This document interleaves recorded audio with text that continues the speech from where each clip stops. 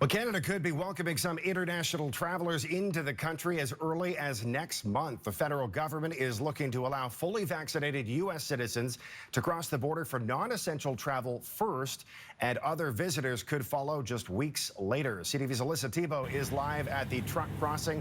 And Alyssa, things could be changing there in a matter of weeks. Yeah, absolutely, Scott. For 15 months now, this border crossing has been closed for non-essential travel. But from next month, it could be much busier if travellers from Washington state are allowed back into BC. An announcement on the border published by the Prime Minister's office overnight. The final paragraph describing a call with the country's premiers, saying we could expect to start allowing fully vaccinated US citizens and permanent residents into Canada as of mid-August for non-essential travel, and later in September for other international travellers. I was on a First Minister's conference yesterday.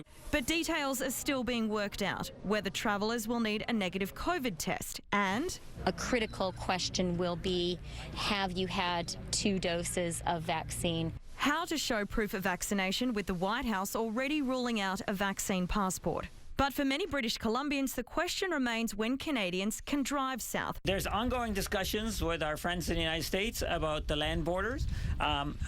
Stay tuned. Again, when a decision has been made, we will announce the status of the border. For months, travellers have been able to fly in and out of Canada. And as of last week, fully vaccinated Canadians can bypass the 2-week quarantine upon return. But there are still testing requirements at the border. The health authorities in British Columbia are testing people with symptoms, not testing people so that they can travel. That may change in the weeks ahead. Even communities just south of BC are hoping restrictions ease. What we're really concerned about is getting the Canadians back to the U.S. And so what's involved with Canadians coming down and then actually getting back into Canada is what we're most concerned about. Economically and in numbers and ownership of property, Canadians control Point Roberts. And on this tourism question, Vancouver's tourism group Destination Vancouver says the industry lost $10 billion last year almost because the border was closed. They're asking for an urgent reopening plan. Now, we are expecting to find out more details about what's going to be happening at the border in an announcement next week. So, Alyssa, still no real firm answers on when Canadians can cross freely. How concrete is this plan, though, given the Delta variant and the case numbers rising in the United States?